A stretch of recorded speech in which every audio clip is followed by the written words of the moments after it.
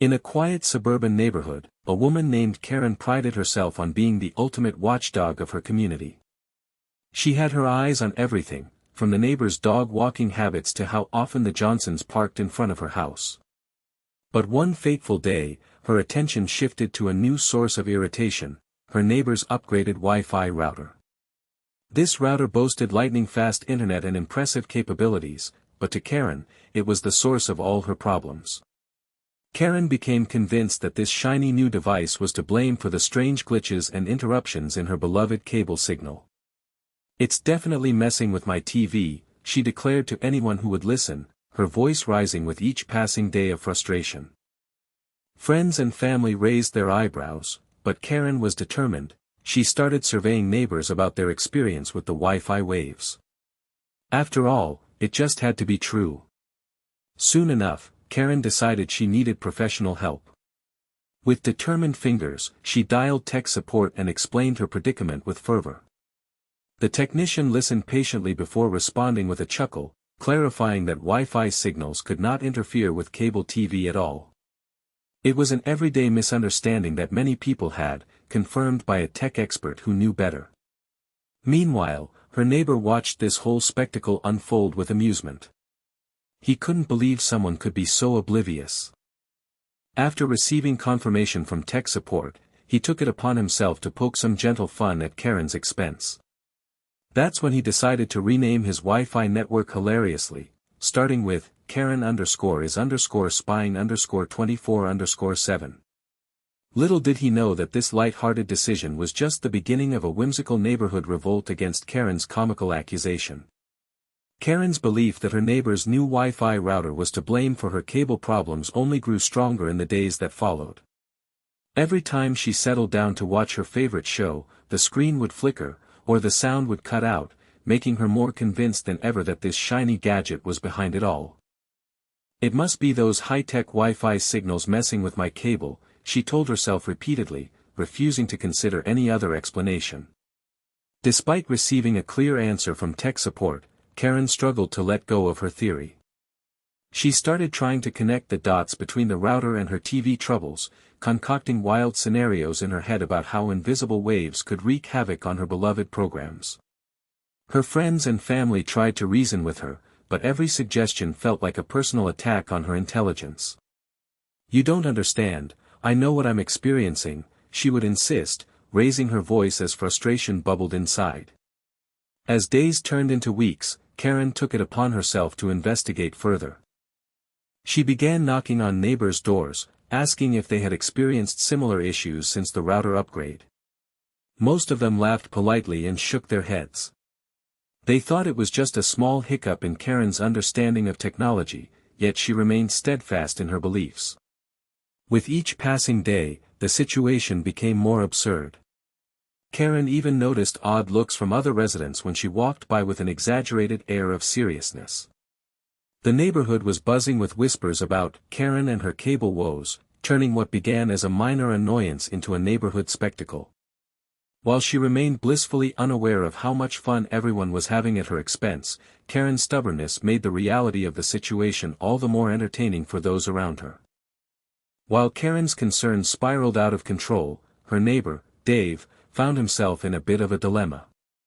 Initially amused by Karen's antics, he soon realized that he should get to the bottom of this situation to prevent any misunderstandings from escalating. After all, a peaceful neighborhood was essential to everyone's happiness. So, on a whim, he decided to reach out to tech support himself.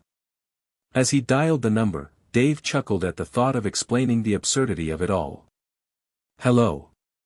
Yes, I need help with my Wi-Fi router," he started, only to be met by an enthusiastic technician who seemed ready for anything. When Dave explained why he was calling, his neighbor's wild accusations about interference with cable TV, the technician couldn't help but laugh. "Sir," he responded after a moment of silence filled with laughter, "Wi-Fi signals cannot mess with cable television signals. It's simply not possible." The technician went on to explain how both systems operate on different frequencies and how one would have no bearing on the other. Dave could hardly contain his laughter as he listened to the professional dispel what had quickly turned into urban legend in their community. After hanging up the phone, Dave felt inspired by the technician's humor. He wanted to share this funny moment with others while bringing some lightheartedness back into Karen's increasingly serious claims. With a mischievous grin, he renamed his Wi-Fi network to Karen_is_spying_24_7 and shared it with his close friends next door. Little did they know that this playful act would spark an entire neighborhood trend, turning Karen's complaints into a meme that would soon have everyone giggling as they joined in on the fun. After his amusing conversation with tech support, Dave couldn't shake the laughter from his mind.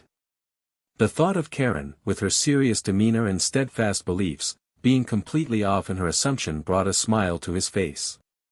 He envisioned her fuming as she tried to figure out why her cable signal was still glitching after all the fuss she made about his Wi-Fi. The idea of poking harmless fun at her predicament took root.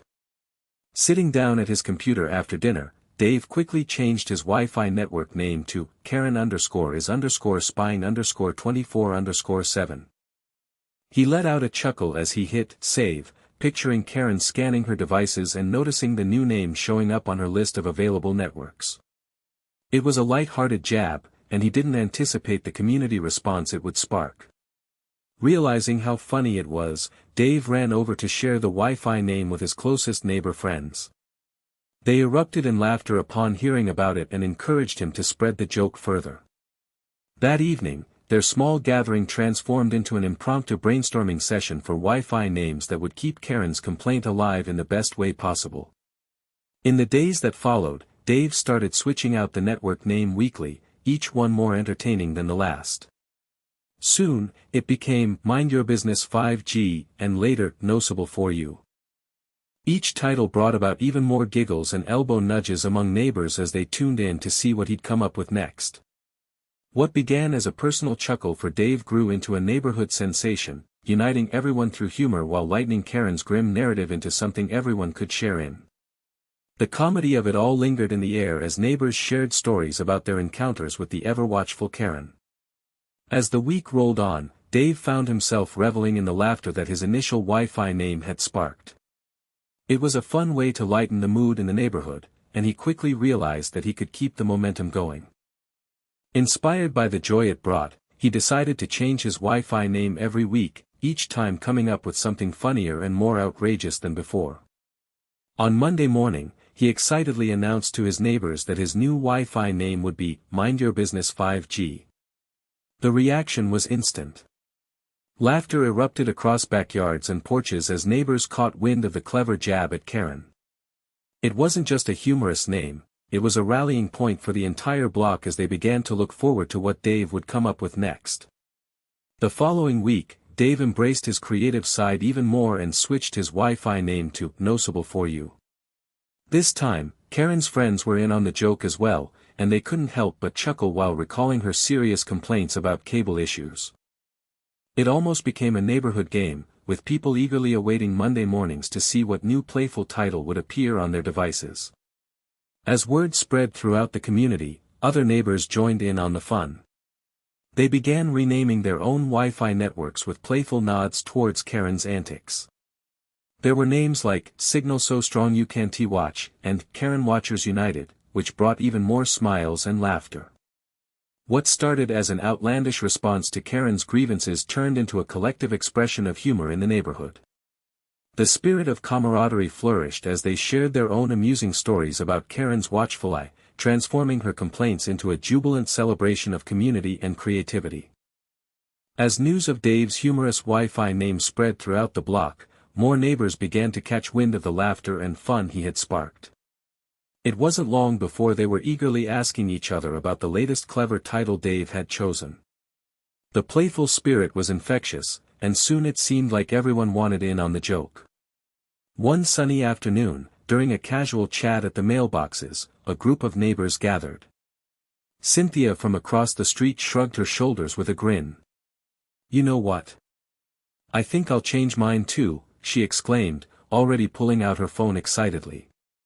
Inspired by Karen's quirks, she dubbed her network Karen Can't Watch This and laughed at how ridiculous the entire situation had become. Next, Mr. Thompson, a retired teacher, jumped into the fun. He lived 2 doors down and had been quietly observing everything unfold from his porch. With a twinkle in his eye, he announced he would call his Wi-Fi, "Fix your signal, Karen." At that moment, gales of laughter erupted around him as neighbors quickly used their phones to check for what was available on their networks. Within days, the entire block had transformed into a showcase of humorous Wi-Fi names echoing themes related to Karen's complaints. There were names like, "Cable is overrated," and, "Spy Wi-Fi for you," each one cleverly reminding everyone of Karen's antics. The air was filled with laughter as people often shared stories or exchanged playful banter about their chosen names during casual conversations at backyard barbecues or evening strolls. It became a fun topic for gatherings, an ongoing joke that brought everyone closer together. Each week felt celebratory as residents eagerly awaited new creative names born from this shared experience, solidifying a sense of community that embraced humor rather than divisiveness. Before long, the playful spirit of naming Wi-Fi networks had grown into an exciting community-wide movement. With each passing week, more neighbors were not only joining in but also striving to outdo one another with wittier and more creative names related to Karen and her persistent complaints about the Wi-Fi. It quickly became a friendly competition that transformed the once mundane act of connecting to the internet into a source of joy. At neighborhood gatherings, people began showcasing their latest creations. Families would huddle around their devices, boasting about how they'd come up with names that poked fun while still being clever enough to keep Karen guessing. "Have you seen my Wi-Fi? It's now called You Don't Need My Wi-Fi, Karen," one excited neighbor announced, prompting hearty laughter from the group. One particularly spirited afternoon, a mini contest was born at a block party where everyone was encouraged to share their latest Wi-Fi names. There were categories for the funniest, most creative, and even the most ridiculous. As each name was revealed, cheers of delight echoed, while neighbors playfully debated whose name should take the crown that week. This joyful contest inspired some residents to go above and beyond. One particularly crafty family decided to create colorful signs in front of their homes displaying their current Wi-Fi name for all passers-by to admire. Children giggled with glee as they read out loud titles like "Not Your Cable Problem" and "Karen Keep Out." Through this delightful movement, Karen's complaints morphed into a meme that spread far beyond her expectations. While she may have initially been oblivious to the laughter around her, it became clear that, despite her frustrations, a community united in humor thrived as they turned an awkward situation into something genuinely entertaining for everyone involved. As the weeks went by, Karen began to notice strange Wi-Fi names appearing on her devices whenever she searched for connections. Confused and frustrated, she couldn't quite grasp why the community seemed to be in on a joke that she was entirely excluded from. Every time she saw names like "You Don't Need My Wi-Fi, Karen," or "Not Your Cable Problem," frustration bubbled inside her. What does this even mean? She wondered aloud, shaking her head in disbelief. Her attempts to bring up the issue with friends and family only deepened the mystery. They would exchange knowing glances and giggles when she mentioned the odd Wi-Fi names, which only served to heighten her annoyance. For Karen, this was no laughing matter, it felt like some sort of conspiracy aimed squarely at her grievances about the cable signal. Determined to get to the bottom of it, she decided to confront Dave directly. One afternoon, she mustered up the courage to knock on his door, hoping he could explain what was going on. When he opened the door with his usual friendly smile, Karen launched into a passionate tirade about how his Wi-Fi was making her life miserable. But instead of sympathy, Dave struggled to suppress laughter as he tried to feign seriousness. "Karen," he said, trying to maintain a straight face, "I think you're overthinking this." His vague response frustrated her further. Unable to understand why everyone found humor in her predicament while she felt alone in her annoyance, Karen left his house feeling more perplexed than ever. Little did she know that while her complaints had turned into a source of amusement for others, they were also bringing the neighborhood closer together. The laughter surrounding those Wi-Fi names only deepened her sense of isolation as she continued grappling with this bizarre situation that seemed to spiral further out of control with each passing day. One sunny afternoon, while taking a stroll through the neighborhood, Karen overheard a group of neighbors laughing and chatting animatedly. As she passed by, she caught snippets of conversation that made her heart sink. Did you see the new name Dave put up? It's hilarious, one neighbor exclaimed. I can't believe Karen still doesn't get it, another chimed in with a chuckle. Puzzled, Karen continued walking, her mind racing. It suddenly hit her, the odd Wi-Fi names were not just random, they were all aimed at her.